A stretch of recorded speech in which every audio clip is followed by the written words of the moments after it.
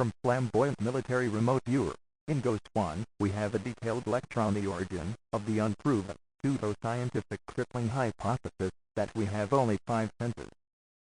And this dissertation is positively bulging with conventional science references. Ingo Swann, pictures.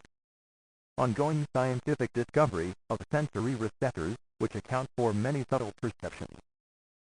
Ingo Swann, the 12th of September, 1996. Please note, the following is a reworked version of a paper I was invited to present on the 21st of March, 1994, at the United Nations, on behalf of the Society for Enlightenment and Transformation. SEAT is a reformulation and enlargement of the former unofficial United Nations Parapsychology Association. SEAT, however, has been granted non-governmental organization status, and now occupies a meaningful place within the greater UN system. For further information regarding SEAT and its purposes, please be in touch with Mr. Mohammed A. Ramadan, Room S1755, GCPO Box 20, New York, 10017. The original title of the paper was Your 17 Senses, the Crumbling Mainstream Resistance of the Paranormal and New Scientific Confirmation Regarding the Existence of Certain Psi-Faculties. This original paper consisted of 2 major topics. Number 1. The major characteristics of 20th century mainstream resistance to psi-faculties, and Number 2. Recent scientific advances which now substantiate the existence of those faculties. For the purpose of this document I have separated the 2 topics, and will integrate the substance of the first one in a forthcoming essay regarding the anti-psychic mindsets of the 20th century. This present document focuses on new scientific confirmation regarding the existence of certain psi-faculties. The elements presented in the 1994 paper are germane in today's larger picture of human consciousness development, and have increased in meaning regarding the near future. New scientific discoveries regarding the existence of certain psi-faculties. Synopsis of a paper presented on the 21st of March, 1994. At the United Nations to members of the Society for Enlightenment and Transformation. Author-speaker, Ingo Swann. How many of you here today would like to know you have at least 17 senses, rather than just 5 of them? How many think that 17 would be better than just 5? How many of you here already know that you have more than 5 senses? When Mohammed Ramadan and Clarence Robbins asked me to come here and talk about something, we had little difficulty deciding upon a topic worthy of your interest. Finally it dawned on me that there exists what we might call a particular situation regarding psychic or metaphysical perceptions, and it was decided that the nature of this situation should be presented. This particular situation consists of 3 aspects or parts. First, during the modern past, the real existence of psi-faculties was rejected within science, psychology, and psychiatry. The rejection was based in a number of factors, which seemed rational and logical in the scientific past, and thus achieved wide acceptance in scientific, academic and media mainstreams of the 20th century. Second, those factors which seemed rational and logical in the past have now been superseded by significant scientific discoveries and advances which substantiate the real existence of at least certain psi-faculties. Some of these discoveries are now 50 years old. These new discoveries absolutely require a swift and large-scale reevaluation, not only regarding psi-faculties in particular, but with regard to the larger scope and subtle functions and transformation of human consciousness. Third, however, in spite of the notable scientific advances which affirm the real existence of psi-faculties, this necessary and advisable reevaluation is not underway in the 3 important mainstreams, and which mainstreams continue to support, adhere to, and proliferate the now outdated concepts, which, in a broad cultural sense, permitted the past absolute rejection of psi-faculties.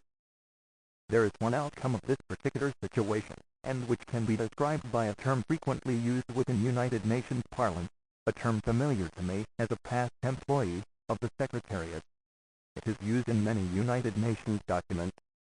The outcome referred to is that if the past rationales, which permitted the rejection of psi, continue to be proliferated by mainstream pressures, then the scientific advances which substantiate the real existence of certain psi faculties must be ignored or pushed into the shadow of unawareness, The discoveries cannot and will not be integrated into advancing scientific thought, academic tutoring, and fair media representation.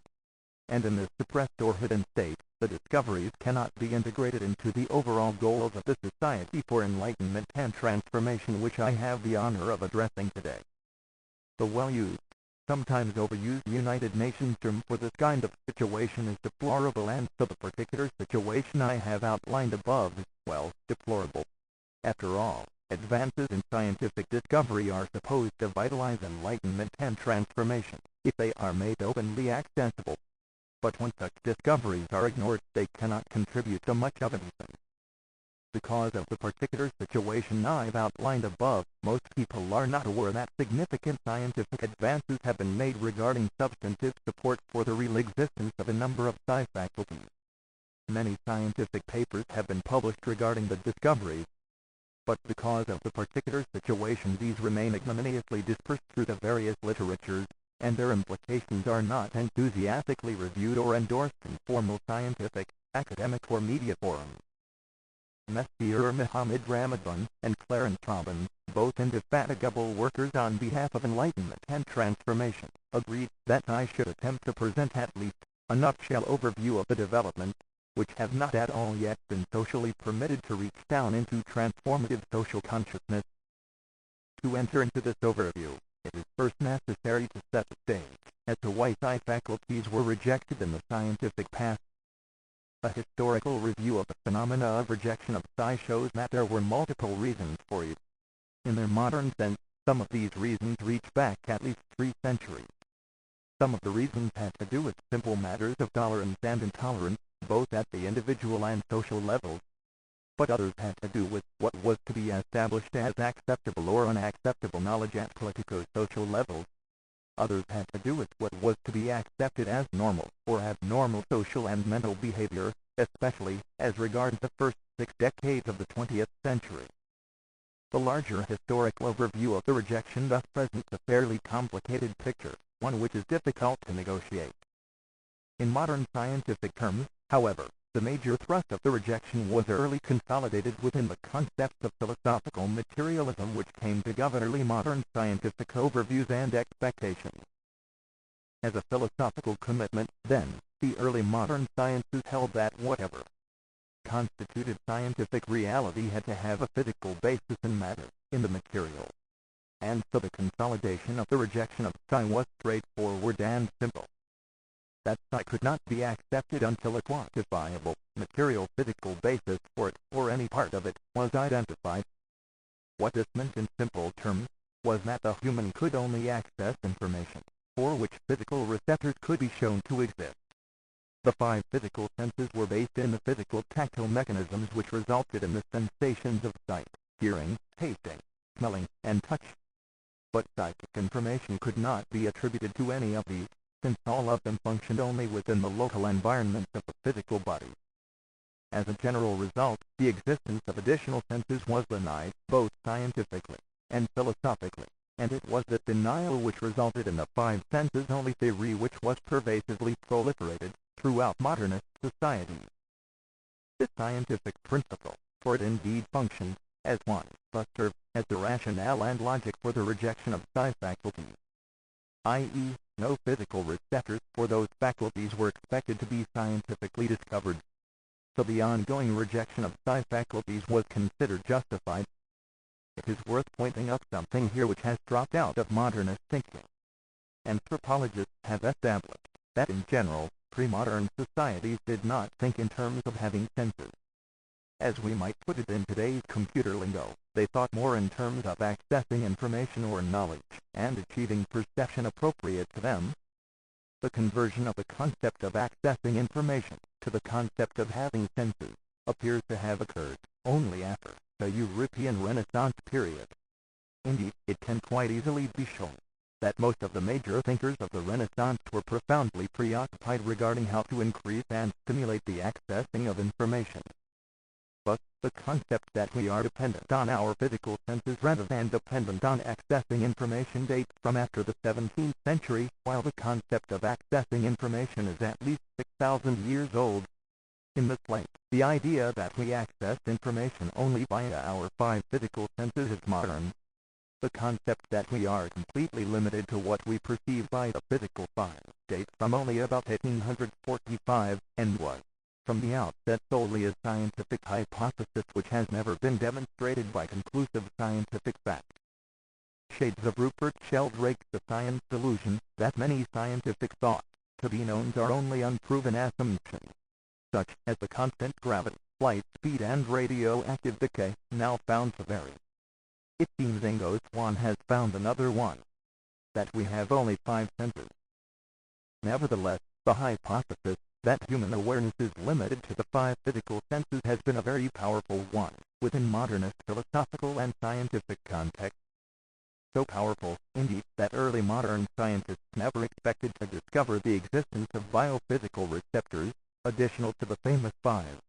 Information derived from other than the physical five senses was thought to be impossible, at least in theory.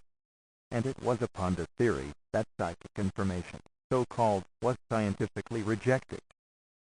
Indeed, many leading scientists between 1845 and about 1960 let it be known that there was one scientific demand which would never be fulfilled, the discovery of biophysical receptors which would account for psychic information. So, scientific brotherhoods united around the conviction that until physical receptors for psychic information were discovered, then the information should be considered as illusory or psychopathological in origin. Early psychical researchers, and later parapsychologists, of course protested this rejection based solely on this one demand of science. They indicated that, if psi faculties were purely psychological in origin and nature, then no biophysical receptors would ever be found. However, by the same turnaround of the scientific argument against the real existence of psi, should physical receptors for accessing so-called psychic information be discovered, then science proper would be obliged to accept that its one demand was fulfilled. What has just been presented has long been characterized as the conflict between science and parapsychology. This conflict has often been distorted to include other factors, but the basic factor clearly and unambiguously hinged on the absence of biophysical receptors which would account for the subtle kinds of information so-called psychics deal with. In parapsychological parlance, this kind of information came to be called extrasensory or non-sensory. These two terms unambiguously demonstrate that psychical researchers and parapsychologists themselves did not consider that biophysical receptors for psychic information would ever be discovered. And it is from this context that the basic definition of psychic is derived, i.e., lying outside of matter, physicality, the physical sciences or knowledge of the physical universe. There is now a very interesting aspect to this conflict which should be pointed out because it has great bearing on later development. If a conflict is dissected carefully, it reveals that scientists, psychical researchers, or parapsychologists expected that any biophysical basis for psi faculties would be discovered. Indeed, early psychical researchers looked for supernatural explanations outside of any materialistic basis. By their own name, parapsychologists clearly opted for a psychological explanation, not a biophysical one. And there is no evidence at all in the parapsychological literature that parapsychologists invested any time either theorizing or researching for a biophysical explanation. This is to say, that any possible biophysical explanation was, and is, just as alien to parapsychology as it was to the material sciences proper. Here matters rested, until the first electron microscope was developed in Germany in 1932, and later evolved in the United States and Canada. After World War II, cellular biology underwent a great jump in importance because of the electron microscope, and even more penetrating and precise later technical advances. Now began the slow process of comprehending that biological cells were not the simplistic things once thought. Rather, they were composed of ultra-minute factors which functioned in very remarkable ways. Also, during the 1930s another development occurred which was to have enormous importance and impact, an impact which is yet in progress today. The fact that biological organisms have some kind of electromagnetic substrate was discovered about 300 years ago. But this substrate was considered weak and unimportant in the face of the chemical substrate which was thought to be very strong. During the 1930s, however, researchers in various parts of the world, and especially in the former Soviet Union, began to realize that although the electromagnetic substrate was weak, it nonetheless played very important roles within the biochemical whole of all biological organisms. Advances in bioelectromagnetism were somewhat delayed, however, until appropriate technology could be invented to deal more adequately with subtle bioenergy forms. The technology began to be available during the 1960s, and by the late 1970s the extraordinary importance of the bioelectromagnetic substrate could begin to be seen. A meaningful factor, somewhat amusing, now needs to be introduced, one with which most people are probably not familiar. Science and technology are often thought of going hand in hand, but this is often not the case. The nearly invisible reason is that the technically minded and the scientifically minded don't appear to be the same kind of thinkers. Largely speaking, scientists are more likely to be theoreticians, but technicians are more likely to be engineers.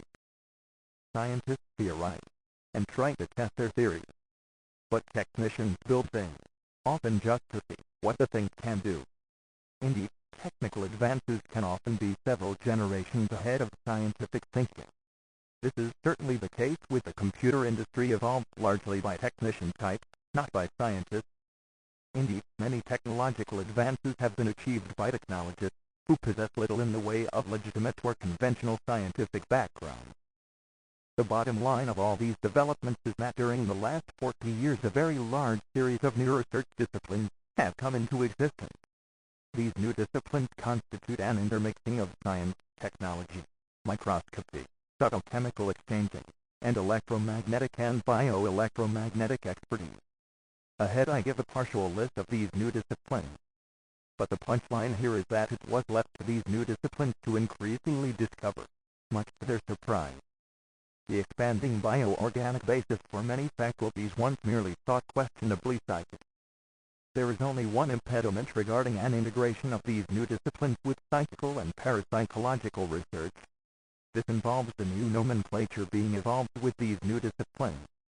The new nomenclature is as alien to science as it is to parapsychology, and at present both these venerable institutions are having difficulty integrating it both conceptually and contextually. I will show many examples of this ahead. But beyond this little difficulty, there is no doubt that many of the advances being made in those new disciplines can be married to many otherwise well-known psychic faculties, as I will demonstrate at the end of this paper. At this point, I can't resist making one sardonic comment. Earlier in this paper I have complained about the lack of scientific and popular integration of the implications of these new discoveries. But there is one group that has taken adequate and accurate interest in these astonishing discoveries, and which seems to be more or less up to date regarding them. This group consists of the producers and scriptwriters of the TV series Star Trek and similar offshoots. The new, and now ongoing discoveries of biological bases for many psi faculties is now best expressed, perhaps, as parabiology, meaning beyond past conventional concepts of biology. Or, perhaps, the term parapsychobiology is convenient, which, if translated into Russian, would become the term translated back into English as biocommunications or bioinformation transfer. So far, the new discoveries regarding the biological bases for psi faculties roughly fall into 5 categories. I have to get a little technical here, but I'll simplify just ahead. These 5 general categories are minute chemical receptors and sensors, minute chemico-electrode receptors and sensors, neural network exchanges of information in the biointernal body substrate, bioelectromagnetic information receptors and sensors, bioinformation transfer networks at the atomic, molecular, and neurological levels. If these new terms are somewhat confusing, well, don't worry too much. They simply mean that we are far beyond the 5 senses only fallacy, and that our bio-mind bodies have multitudes of exceptional senses by way of delicate systems of receptors and sensors at the cellular, nervous, chemical and bioelectromagnetic levels, and their interfaces. A nice way to conceive the whole of this is to comprehend that every cell, possibly every atom, in our biophysicality, is a receptor or sensor of some kind. In other words, we are walking, talking, eating, defecating arrays of exquisitely elegant and sophisticated receptors and sensors. All of these receptors and sensors are busy accessing information and knowledge, if what is accessed can be organized into recognizable thinking patterns. By extended meaning, these delicate systems of receptors can also integrate with our normal files, and, given adaptive learning regarding them, can also integrate with our mental cognitive powers, to result in, yes, what have otherwise generally been called psi-faculties. Now, to give you here some broad idea of the cutting-edge, largely technical disciplines involved, I'll quickly read through a list of 21 of them. Electrochemical physiology, neurobiology, neuropsychology, bioradiation studies, hormone and hormonal transmission research, chemical signal research, bioelectric research, brainwave research, biosensitivity research, bioelectric information transfer research, sensory coding research, biomagnetic navigation research, bioelectronic systems research, bioelectric field detection research, electrophysiological studies, pheromone and pheromone transfer research, multi-stability and perception research, subliminal perception research, neuromagnetic response research, bioinfrared and bio-ultraviolet perception research. At this point, I could enumerate upon more than 1,000 scientific papers about these discoveries published in the science literature, even in the esteemed leading science periodicals such as Nature, Scientific American, and Discover. The authors of those papers, though, never used the term psi, psychic, or parapsychology, etc., since the mere introduction of them would cause their papers to be rejected. The editors and peer review systems of such publications apparently don't realize, for example, that bioinformation transfer over distance means about the same thing as telepathy, and flash or clairvoyance, or remote viewing. But this is merely part of the particular situation I referred to at the beginning of this talk. I now hold up in my hand, before you, so you can see that it really exists, a book published in 1984, by Simon & Schuster, by Robert Trivlin and Karen Gravel. This book is complete with bibliography of scientific sources, but is easy to read. It's entitled, somewhat misleadingly, as Deciphering the Senses, the Expanding World of Human Perception. Well, the world of human perception is not expanding. Rather, ignorance of that world is shrinking a little. The book might have been called something like The Discovery of the Biological Basis for Psi, and Other Anomalous Perceptions. The discoveries brought together and presented in this book, although in popular style, are based on hard scientific discoveries that have been achieved in other disciplines outside and independent of parapsychology. And, as such, the sum of them clearly fulfills, at least regarding certain forms of psi, the earlier scientific demand that a bioorganic basis for psi be discovered. I'll quote from the book, slyly. For centuries we have used an oversimplified and inaccurate model to explain the human senses. Even now, high school biology classes still teach the five senses. But recent scientific research has discovered that there are many more than 5 senses, and these discoveries have radically changed our understanding of what the senses are, and how they work. Rivlin and Gravel redefine for the general reader the spectrum of human perceptions from the normal to the newly discovered to the extrasensory. As Chapter 1 indicates, the book discusses the 17 senses additional to our usual 5 ones, and then goes on to place the newly discovered senses in context with the usual 5. The authors consume 8 chapters to prepare the reader, before they reach Chapter 9, entitled Extrasensory Perception. Probably because of this chapter, the book was now well received, and is now out of print. But it's well worth tracking down a copy of it. Now, lest there be some misunderstanding here, the two authors are not describing psychological or mental functions. They are discussing the actual existence within our biology of minute physical, chemical, bioelectromagnetic receptors and sensors that interact with the networks of the information processing resources of the organism. It is quite easy to ascertain that 5 senses are obviously not enough to account for the huge range of sensory possibilities of which the human species is capable, while 17 senses is probably a more accurate count, with more probably yet to be discovered. No one can survive very well on just 5 senses. Just ask any seafarer, mountain climber, football or basketball player, explorer, or inventor, someone seeking sex. The moment automatic reflexes or intuitive stuff enters into their talk, know that you have departed the realm of the physical five and entered into the realms of additional senses. As to what these 17 new senses are, the 17 new senses interact with each other to provide a rather extensive list, many of which have in the past been referred to as psychic. Since we don't have time here to go through them, I've brought a few copies of that list to hand out, along with some copies of this lecture, and all of which you are free to duplicate. But, for example, the biobody is now known to have a functioning vomeronasal system containing receptors enabling, at the biosubliminal level, the detection of minute amounts of chemical signals that tell us about answers, sexual receptivity, fear, anger, and other emotions, an aptitude more commonly referred to as psychic vibe sensing. In another category, through the use of a newly invented device called the squid, scientists can and have measured and begun to classify the brain's electrical activity outside of the scalp, which in turn has led to discoveries that bioelectric activity extends to some distance beyond the skin, which in turn has led to the discovery of bioelectric sensors not only in the skin, but in the neuropeptide activity that transmits all kinds of subtle senses information through the immune system, and into the brain, and back again into the body's extremities, and all its internal organs, including into its surrounding bioelectromagnetic field.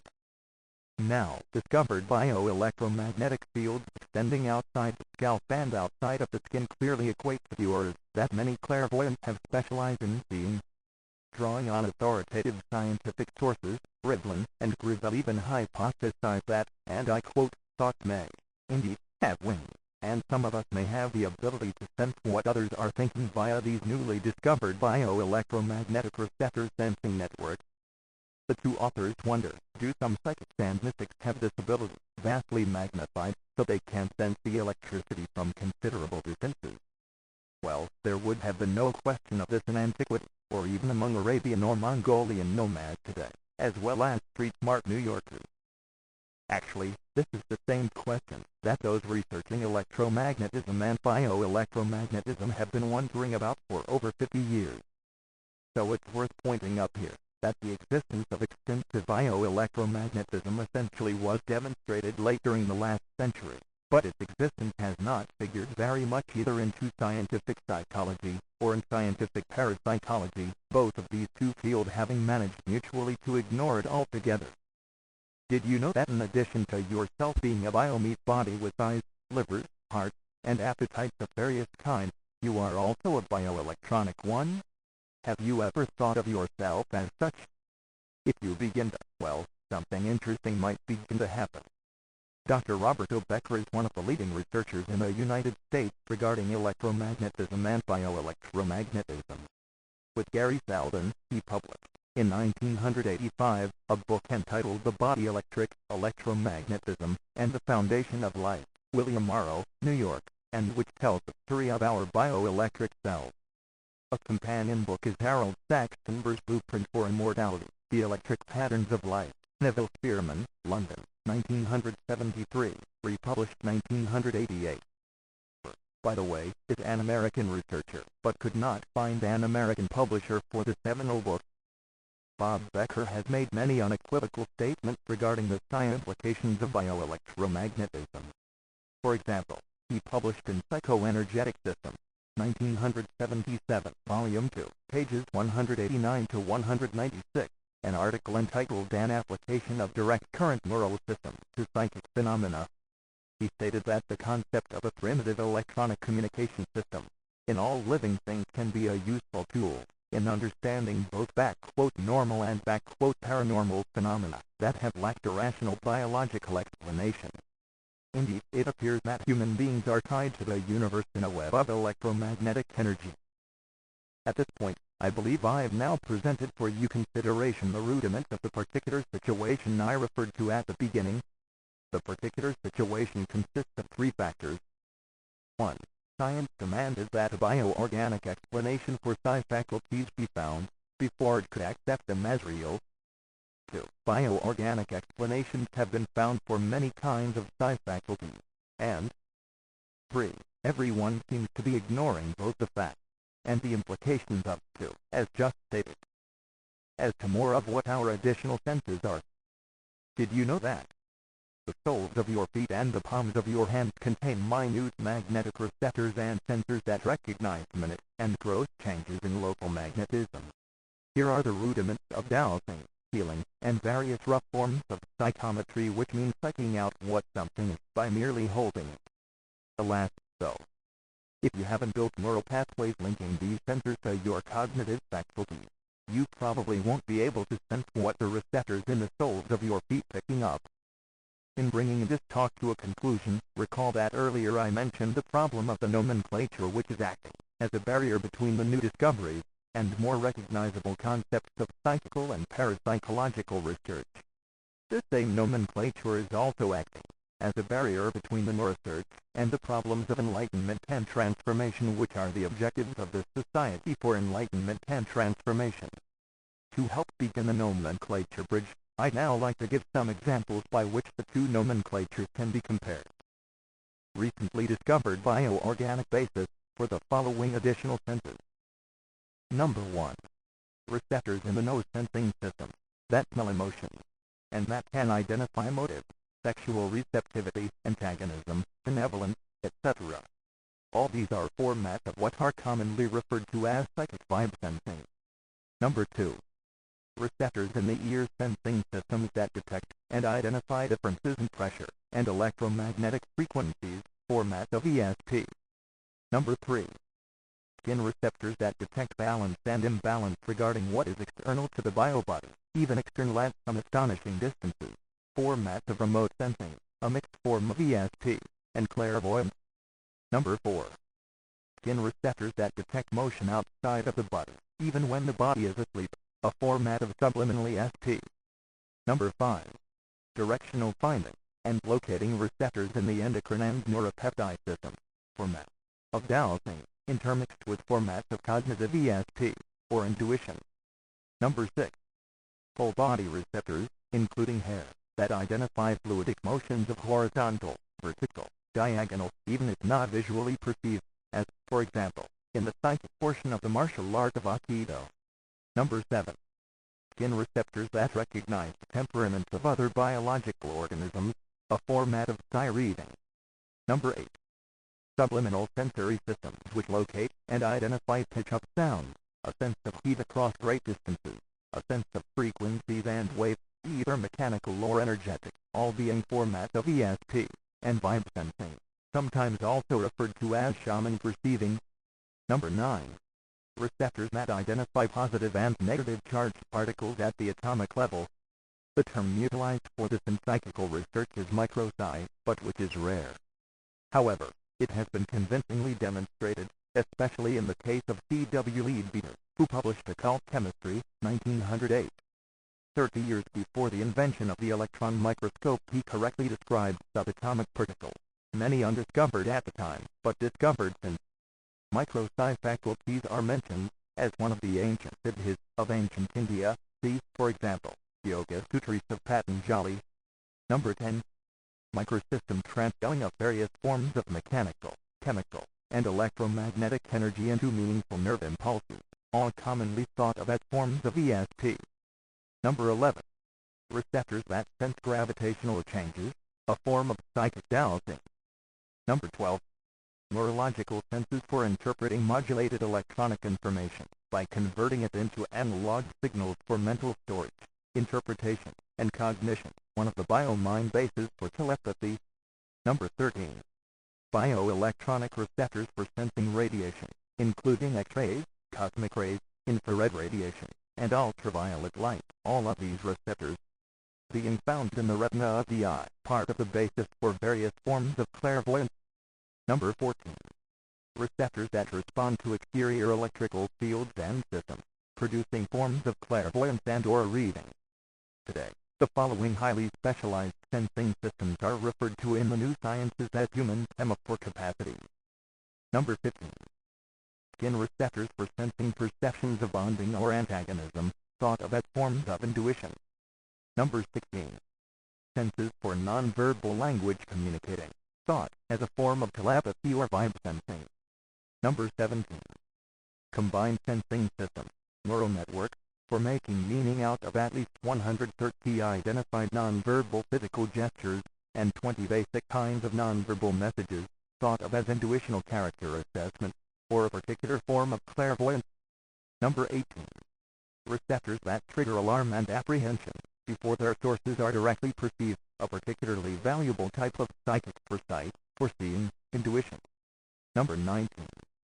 Sensing system for registering and identifying nonverbal emotional waves, a form of intuition and /or telepathy or clairvoyance. The following are now known to be associated with the pineal gland, if it is healthy and in good working order. Number 20. Senses and memory stores cycles of light and darkness, anticipating them with accuracy as the daily motions of the sun and moon change, a kind of psychic forecasting or future seeing. Number 21. Senses and responds to solar and lunar rhythms, solar disruptions, flares, sunspots, and moon-caused tidal changes, water, or geophysical ones, and can sense coming earthquakes and storms. A form of predictive ESP especially noted in sailors, farmers, but also in cows, dogs, cats, and snakes.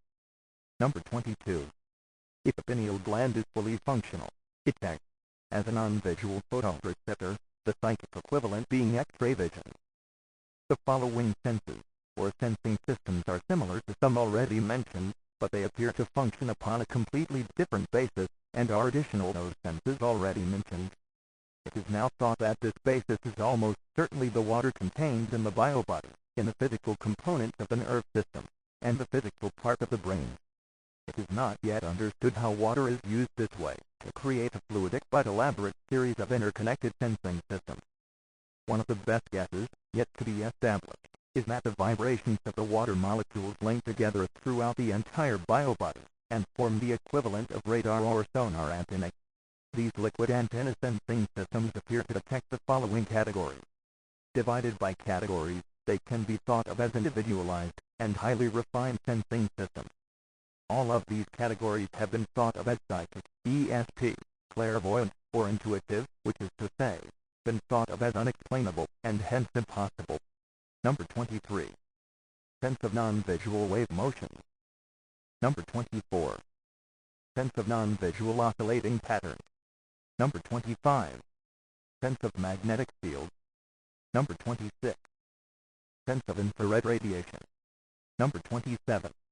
Sense of electrical energy. Number 28. Sense receptors for local and distant sources of heat. This is an unnamed psi faculty, but one familiar to Amerindians. Number 29. Sense of geoelectromagnetic pulses, magnetic fields, especially biological ones, psychic equivalents unidentified and unnamed. Number 30.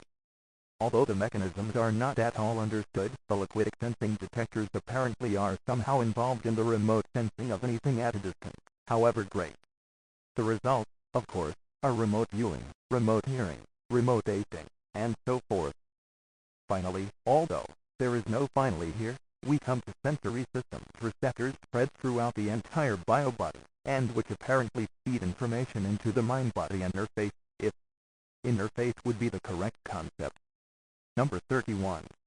Full body receptors, millions of them, to detect pheromones, sexual receptivity, fear, love, admiration, danger, pain in others, intentions in others, etc., all formerly thought of as inexplicable forms of ESP, or so-called vibe sensing, and flash, or psychic backquote reading.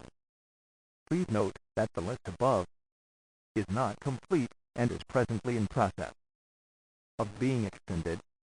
With the invention of the electron microscope in the early 1930s, large amounts of data had accumulated by the 1950s, which irrevocably substantiated that the human being possessed very many more senses than only the intimate physical five. As of the late 1950s, then, there was no longer any justifiable reason to continue teaching and emphasizing the five physical senses. And, as well, there was no longer any justifiable reason to continue the mainstream debunking of so-called psychic perceptions, because bio-mind receptors have been located and confirmed for a lot of them.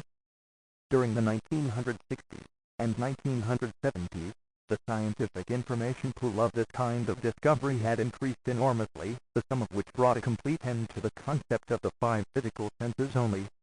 A complete end at least in a scientific sense, but not in a cultural sense, because the meaning of these sensory discoveries is still being completely ignored in the cultural and ideological milieux, even though technical and popular books became available. One of the better, more easy-to-read technical books was Sensation and Perception, an Integrated Approach, by H.R. Schiffman, John Wiley, and Sons, New York, 1976. This book is still invaluable today, and provides an extensive bibliography of sources. As already noted, perhaps the best popular book, certainly very easy to read, was Deciphering the Senses, The Expanding World of Human Perception, by Robert Trivlin and Karen Gravel, Simon and Schuster, New York, 1984. The first chapter of this book identifies and discusses 17 senses, and also has a competent bibliography updating the one found in the Schiffman book. Both of these books, as well as others, were almost completely ignored, and the conviction that we possess only five physical senses continues to hold sway today. You see, it is possible to conclude that these books were ignored because they tended toward encouraging people to take justified interest in their extended sensory system, and perhaps to begin unfolding them. Today there is no justification at all for the continuation of anti-psychic belief systems. There is no justification to teach that we have only five physical senses, and there is every justification to teach that we have very many others. There is also no justification to continue suggesting that there is a difference between sensory and extrasensory perceptions and information. The discoveries regarding our numerous senses and sensing systems obliterated the boundaries which, in the uninformed past, tended to artificially separate them. Instead, we need to think more basically in terms of information. It is information that is important, regardless of the manner in which it is acquired, or via which sensory systems are utilized to do so. To help more fully integrate the information presented in this paper, I'm obliged to point out something which, to my knowledge, has not been considered elsewhere. If we think only in terms of senses and or sensing systems, then in very subtle ways, we may be distinguishing between them and ourselves. It is true that we do have, or possess senses, and sensing systems. But something else is also true, and it is very important that it should be grasped. We are our sensing system. And what we call we, or us or self is in some full part, neither no more nor no less than our sensing systems are acknowledged, developed, and utilized. Since we are our sensing system, the full nature and realization of them must in some direct sense be completely meaningful to the overall goals of this important society for enlightenment and transformation. In closing here, please note that all of the books I have mentioned contain extensive and excellent bibliographies of published scientific papers. Please refer to them if you are interested in such sources. The end. Ingo Swann. Once more with feeling now, in summary, dear reader. Today, there is no justification at all for the continuation of anti-psychic belief systems. Are you listening? CSICOP. And the JREFH site. There is no justification to teach that we have only five physical senses, and there is every justification to teach that we have very many others. There is also no justification to continue suggesting that there is a difference between sensory and extrasensory perceptions and information. The discoveries regarding our numerous senses and sensing systems obliterated the boundaries which, in the uninformed past, tended to artificially separate them. This whole speech, by famous remote viewer Ingo Swann, is linked below as a text document,